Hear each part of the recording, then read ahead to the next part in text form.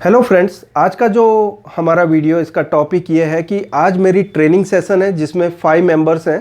आप पहले मैं पांचों मेंबर को दिखा दूं। पहले आप अपना इंट्रोडक्शन पहले दे दें। मेरा नाम शैलेश प्रजापति है। मैं थानगढ़ से हूँ, जिला सुरेंद्रनगर से हूँ। आप कितने टाइम से टीवी की फील्ड में? मैं 20 साल से हूँ। ओके, और आप? हेलो सर, मैं गोपाल प्रजापति हूँ। मैं भी सौराष्ट्र से हूँ, मोरबी जिला में से हूँ और 10-12 साल से तो CRT टीवी का काम कर ही रहा हूँ। और अभी LED टीवी नहीं आया है तो रिपेयरिंग में थोड़ी प्रॉब्लम हो रही है, तो मैं आपसे ट्रेनिंग लेने के लिए आया। ओके, और आप? सर, मैं प्रेमलाल शाह हूँ। मेरे को 5 साल हो गया अभी टीवी रिपेयरिंग करते हुए, LED का काम सीखने आया है। और आप? मैं अशोक राठौर, गांधीधाम कच्छ से आया हूँ। हाँ। ओके, कितने टाइम से इस फील्ड में? 25 साल से। ओके, और आप? गुजरात से अहमदाबाद से रहा हूँ, 10 साल से काम कर रहा हूँ। मेरी ट्रेनिंग कितनी बार ली है आपने? दूसरी बार ट्रेनिंग ले रहा हूँ। ओके, ठीक है। सो अभी हम वीडियो स्टार्ट करते हैं।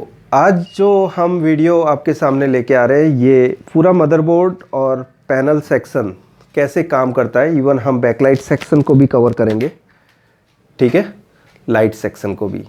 लाइट का इफ़ेक्ट पैनल पे क्या होता है और कितनी इफ़ेक्ट होती है, कहाँ तक वो सही है कि लाइट के हिसाब से पिक्चर बनती है या पिक्चर बनती है पहले से ही, वो सारी चीज़ें आज हम इस वीडियो में लाएंगे। अभी जो मैं आपको समझाने जा रहा हूँ, बूट अप सीक्वेंस, मतलब बूट अप सीक्वेंस का मतलब ये है कि हर एक सप्लाई अपने अपने समय पे आती है, ठीक है। कुछ पहले आएगी, उसके बाद नेक्स्ट, उसके बाद नेक्स्ट, ठीक है। तो बूट अप सीक्वेंस किस तरह से होता है पूरे मदरबोर्ड में, या जो भी मदरबोर्ड आपके पास आते हैं टीवी रिपेयर के टाइम, उस सभी मदरबोर्ड में सीक्वेंस एक ही होता है। शुरुआत करते हैं। सबसे पहले कोई भी टीवी हो, उसमें पावर सप्लाई से आने वाले 12 वोल्ट या 5 वोल्ट वो पहले आते हैं, ठीक है। यहाँ पर 12 वोल्ट एडेप्टर से मैं दे रहा हूँ, तो पावर सप्लाई क्या हो गया? एडेप्टर मेरा पावर सप्लाई हो गया, जो कि पावर सोर्स 12 वोल्ट का दे रहा है इस मदरबोर्ड को, ठीक है। बाकी जो भी सप्लाई बन रहे हैं इस मदरबोर्ड में, ये 12 वोल्ट से बन रहे हैं, ओके, ठीक है। अब हम मल्टीमीटर से एक एक चीज़ चेक करेंगे ऑफ में, कोल्ड टेस्ट में, ठीक है, कि कैसे कंटिन्यूटी में हम ट्रेस करेंगे कौन सी सर्किट पे कैसे वोल्टेजेस पहुंच रहे हैं। और 12 वोल्ट जो है यहाँ पर से आ रहे हैं एडेप्टर से, ठीक है। इसकी सेंटर वाली पिन से 12 वोल्ट यहाँ पहुँच रहे हैं। इस डायोड के थ्रू, यहाँ ये डायोड जो है यहाँ से कनेक्टेड है और ये डायोड के थ्रू बाकी सभी जगह पर सप्लाई दे रहे हैं।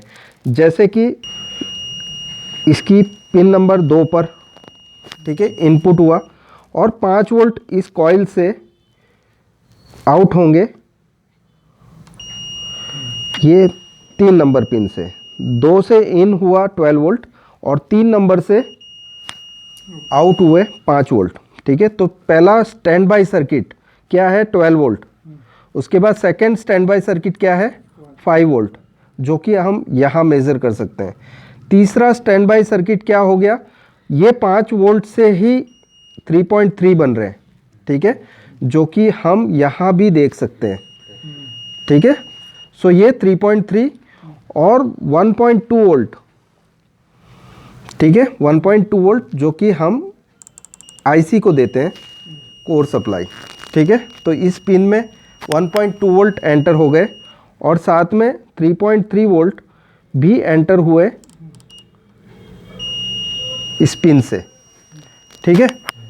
सो ये हो गई स्टैंड बाई सर्किट। लेकिन स्टैंड बाई सर्किट में इम्पॉर्टेंट रोल क्रिस्टल का होता है, जो कि हम स्कोप से चेक कर सकते हैं कि ये कितने मेगाहर्ट्ज़ का क्रिस्टल है, वो भी आपको स्कोप बताएगा।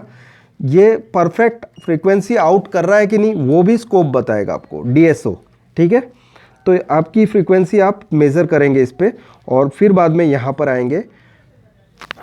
स्टैंड बाई सर्किट ये भी है फ्लैश IC, जो कि 25 सीरीज़ की इसमें लगी है, ठीक है, 8 पिन की, जिसमें इम्पॉर्टेंट पिन्स हो गई 1, 2, 5 और 6, ठीक है।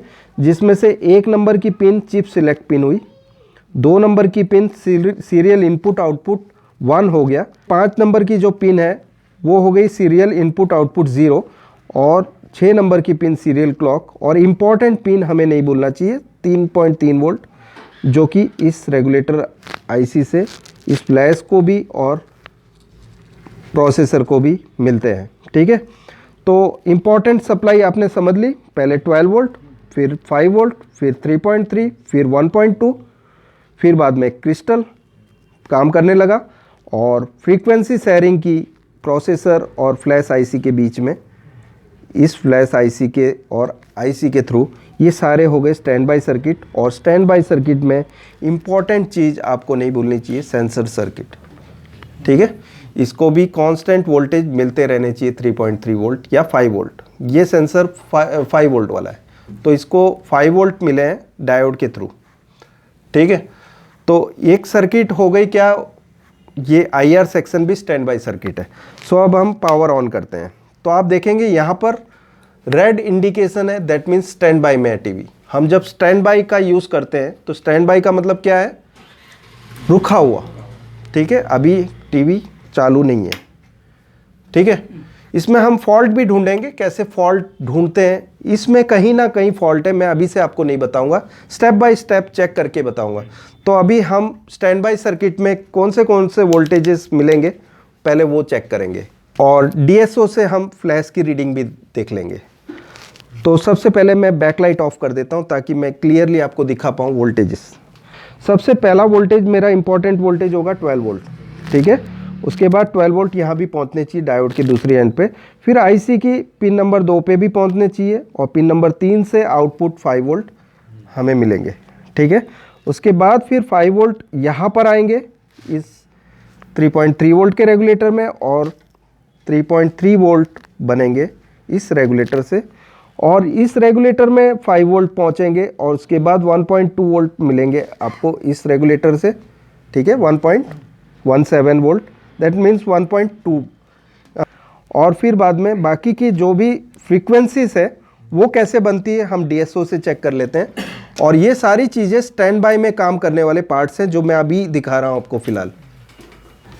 यहाँ पर फ्रीक्वेंसी फ्लैश आईसी की मेज़रमेंट, कि ये फ्लैश आईसी की डेटा करप्ट है या नहीं है, वो देखने के लिए इम्पॉर्टेंट ये होगा कि फ्लैश आईसी की कुछ पिन्स हैं जो हमें चेक करनी होगी डीएसओ के थ्रू। ठीक है, तो कुछ पिन्स के लिए ये फ्रीक्वेंसी रहेगी, ये फ्रीक्वेंसी और ये वोल्टेज। ठीक है, तो हम पहले वो सारे फ्रीक्वेंसी चेक कर लेते हैं जो कि इससे रिलेटेड है, इस फ्रीक्वेंसी से जो हमने सेट कर रखी है।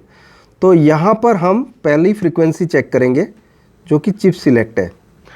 यहाँ मैंने ऑटो रेंज रखी है अभी, और ट्रिगर लेवल को मैं नॉर्मल कर देता हूँ, और ट्रिगर लेवल मैंने या तो बिलो द हाइट या above the height of the pulse. ठीक है, जो भी पल्स होगा उसके ऊपर या नीचे, तभी ये रुकेगा और मैं मेज़र कर पाऊँगा कितने किलोहर्ट्ज़ की फ्रीक्वेंसी बता रहा है ये, 75 किलोहर्ट्ज़। अब दोबारा से मैं जब फोर्स दबाता हूँ तो मुझे 63 किलोहर्ट्ज़, यहाँ देखो 70 किलोहर्ट्ज़, तो 70 से 63 किलोहर्ट्ज़ के बीच में पिन नंबर 1 की फ्रीक्वेंसी रहेगी। पिन नंबर 2 जो है वो आप देखेंगे कि अब ये चल पड़ा, क्योंकि हमने जो ट्रिगर की सेटिंग रखी थी वो उसके बाहर जा रहा है। तो अब मैंने ट्रिगर की लेवल उससे डाउन कर दी, या यहाँ ले जा सकता था। अब मैं जब फोर्स दबाता हूँ तो 481 किलोहर्ट्ज़ से लेकर 532 किलोहर्ट्ज़ से लेकर 1.14 मेगाहर्ट्ज़ तक की फ्रीक्वेंसी पिन नंबर 2 पे देखने मिलेगी। ठीक है, अब पिन नंबर 3, ये सारी चीज़ें मैं स्टैंड बाय में ही देख पा रहा हूँ, ये खास ध्यान में रखना है। और तीसरी फ्रीक्वेंसी पिन नंबर 5 पे देखने मिलेगी, जो कि मैं फोर्स के साथ ही देख सकता हूँ, जो कि 2 नंबर जैसी ही होगी, 461 किलोहर्ट्ज़, 521। ये तो आपको समझ में आ गया।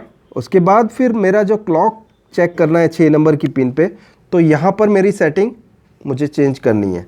तो मैं क्या करूँगा, इसको नैनो सेकेंड, मतलब मैं क्लॉकवाइज घुमा रहा हूँ तो नैनो सेकेंड, एंटी क्लॉकवाइज घुमाऊँगा तो माइक्रो सेकेंड। ठीक है, तो मुझे 50 नैनो सेकेंड रखना है इसको, वोल्टेज वही रहेगा।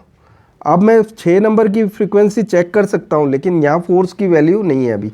अब मैं फोर्स देता हूँ तो यहाँ मेज़र में आप देख सकते हैं 12 मेगाहर्ट्ज़ का फ्रीक्वेंसी शो कर रहा है।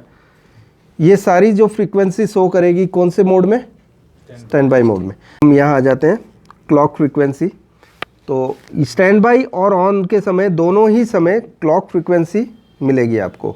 अब हम ट्रिगर लेवल जो है सेट कर लेते हैं। यहाँ पर 24 मेगाहर्ट्ज़ का फ्रीक्वेंसी दे रहा है, दोनों ही तरफ आपको देखने मिलेगी।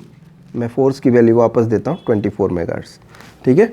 तो ये दोनों फ्रीक्वेंसी आपकी रहेगी, लेकिन ऑन और ऑफ दोनों ही मोड में यहाँ आपको देखने मिलेगा। लेकिन जैसे ही ऑन करोगे फ्लैश के डेटा बंद हो जाएंगे, क्योंकि इसका काम कब है, स्टैंड बाई में। इसके और इसके बीच में कम्युनिकेशन बंद। अब जो भी कम्युनिकेशन होगा इनपुट एंड आउटपुट डिवाइस के बीच में, ठीक है।